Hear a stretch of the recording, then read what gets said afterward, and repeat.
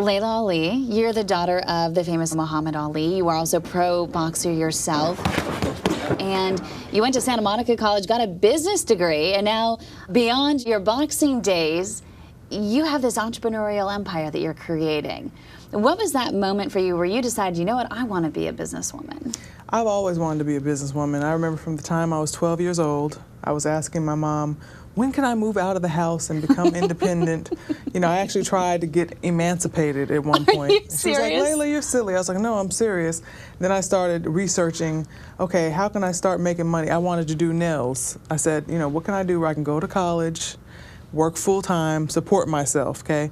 And I actually got into beauty school as early as I could. I think I was 15, started working, and then by the time I was 18, I had my own nail salon. And at that point, I said, you know, I want to start a chain of salons. I want to, you know, brand myself, come out with product.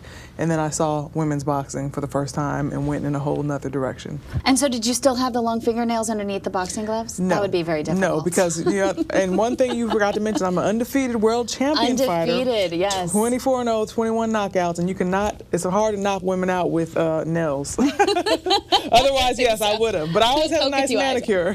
But no, you know, I never, the nails were never long. You know, it was all about boxing when I was in the ring. Let's go through your entrepreneurial empire. You're an author with a motivational book for young women, Reach, Finding Strength, Spirit, and Personal Power. You've teamed up with international beauty brands for a hair care and skin care line.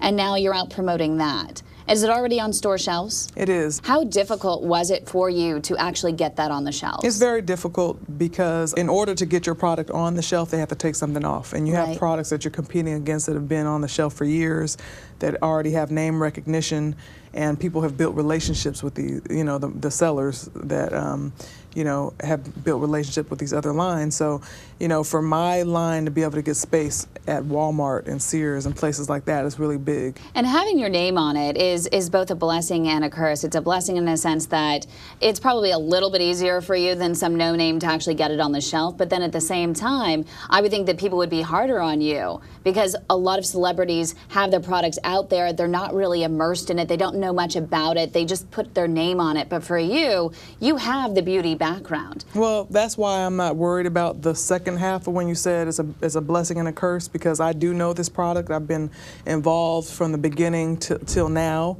and it's going to constantly grow and change, and I'm not really concerned about people not liking it because I know it's a great product. I tested it. I use it. There's going to be some people who don't, and there's going to be some people who are always looking for something to say, but guess what? I've been dealing with that all my life. You're very motivated, so I'm sure you're already thinking about your next venture. What's it going to be? Well, I'm actually working on my own line of salad dressings, seasonings, and marinades, and possibly salsas. You're a cook, too. I am a cook. I'm very passionate about cooking. So I'm actually, it should be out in 2012, and I've teamed up with a group called Vita Foods. What makes them such a great partner is they are open to my ideas no matter where they come from. I could say, oh, I went to this restaurant, and they had this excellent dressing. Let's make something like that. Mm-hmm. You know, you test and how does it taste? Oh, you need to add a little this, a little that. But I am the one that says, this is what I want, and this is how I want to taste, and then I have to judge and approve or you know, say whether I like it or what needs to be changed. Are you concerned at all going from hair care and skin care to food that people might say, wait a minute, I don't see the similarity between the two except for your name?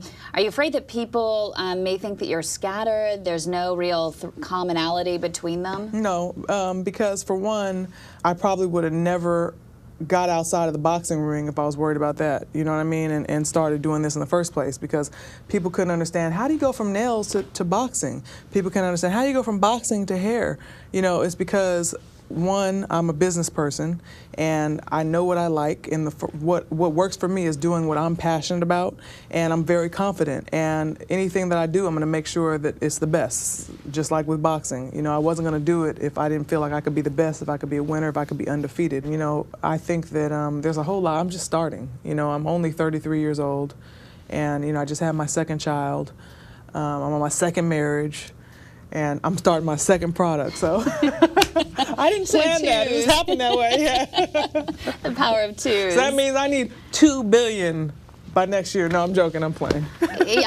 We need more women on our billionaires list. Yes. So are you going to make me a promise? I plan to be there. I plan to be there. I promise you this, that I will do my best and try to make all the right decisions along the way. And if I keep going in the right direction, it shouldn't be too long before I'm there.